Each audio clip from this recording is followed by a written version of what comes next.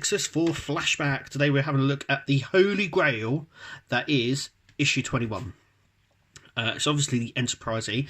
Now the reason I say it's a Holy Grail is because one, it sells out really quickly. Two, it goes up in value. It's gone up in value. You'd be very surprised to see if you can buy one for £10 now with a magazine and model. Anyway, so that is why this is a Holy Grail piece. It always sells out when it goes on the web shop.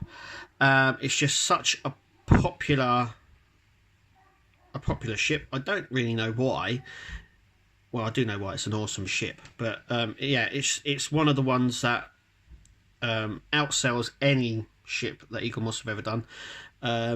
It also takes a very long time for it to come back into stock, and when it does, it goes like that. I've also seen them on eBay as well for like in the £30, £40 mark for this one. That's crazy.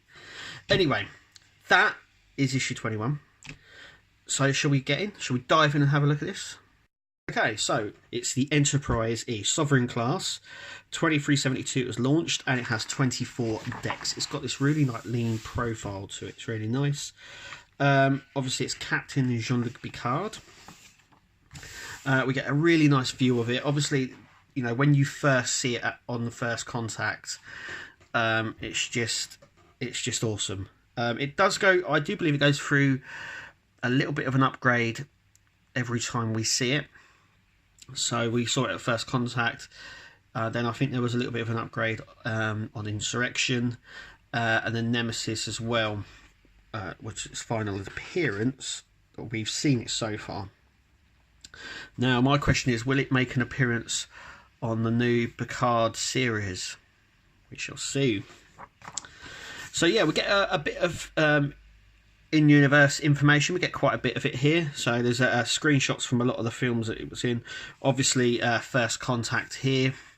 Then we've got Insurrection down here, and then Star Trek Nemesis here, where it collided with the Centaur, and then obviously this is a bit that was actually cut from the movie of it being rebuilt.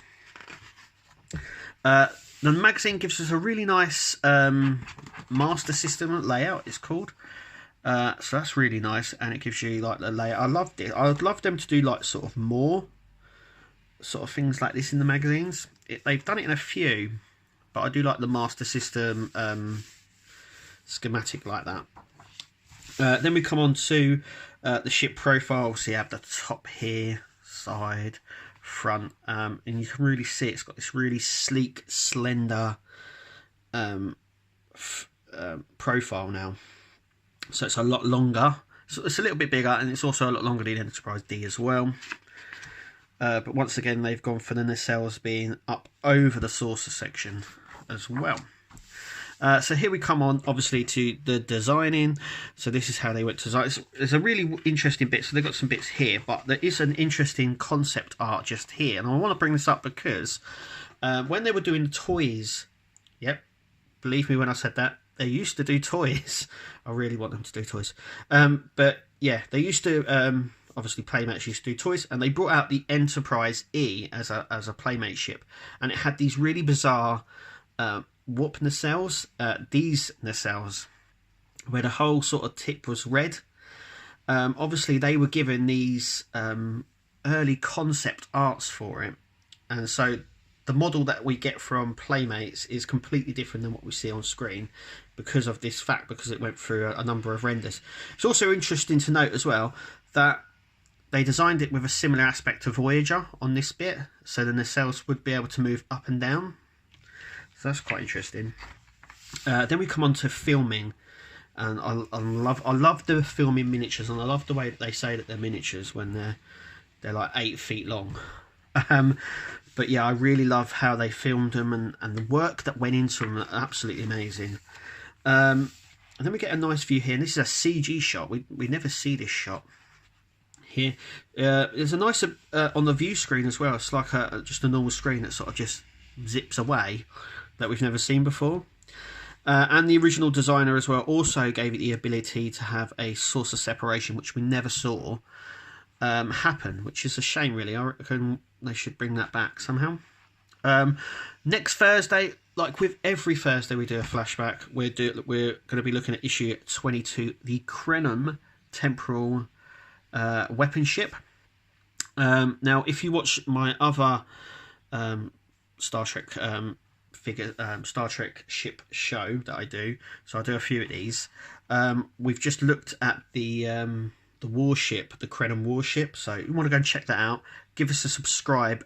Make sure you click the bell as well, because we do quite a lot of other reviews and stuff like that. And then we've got a nice profile here. So shall we take a look at the Sovereign class? This is the Enterprise E, the Sovereign class. Like I said, it's the Holy Grail. Now, it is small, and they have done an XL version of this, which I also believe is like gold dust as well. It's like the hottest thing to have. Now, I've had this a few years, so it's not even showing some age, but it does suffer from the norm. So let's have a closer look.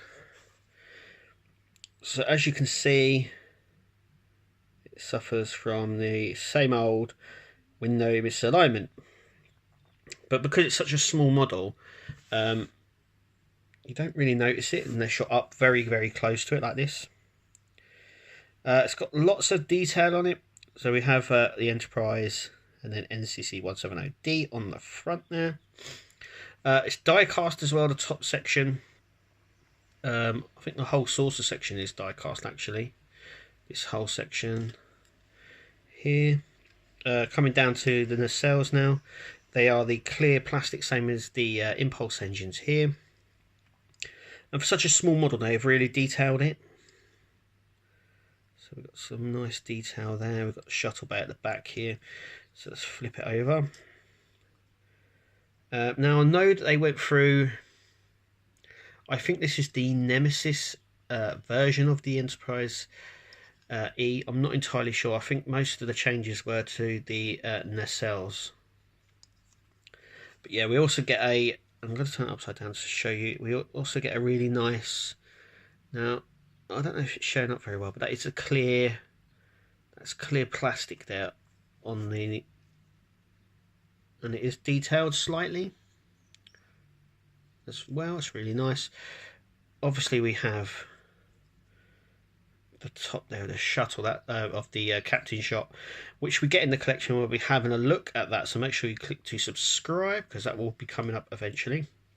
We get this sort of the Federation Aztec all over it, though it's a little bit more speckly on the bottoms and the nacelles and on the body here than it is on the sort of top. It is really sort of almost looks camo like camouflage. Yeah, and the nacelles are coming up on this one. They're not exactly flush, as you can see, but obviously far away you don't notice it. But this model I've had for years now. So, and then we get this really nice clear Enterprise E, and we also get the obviously the Federation emblem in there. Turning it round, you also get it on the other side as well. It's really nice. So this is it. This is the Holy Grail of the Star Trek collection. Personally, yeah, you have to get this one. It holds its place. It's definitely in the top 10 for me as well, this ship, and it's just really nice. I still don't really understand why it holds its value, but it really does. It sits really nicely in the thingy. Like I said, it would have been nice if it was maybe a little bit bigger, but I think because of the slender look of it, making it maybe a little bit larger, meant that the whole thing would look a little bit out of proportion maybe with other ships that we've got. But yeah, that is the Enterprise E, the Sovereign class ship. Tell me what you think. Leave your comments down below. Thank you for watching, and we'll see you at the next flashback.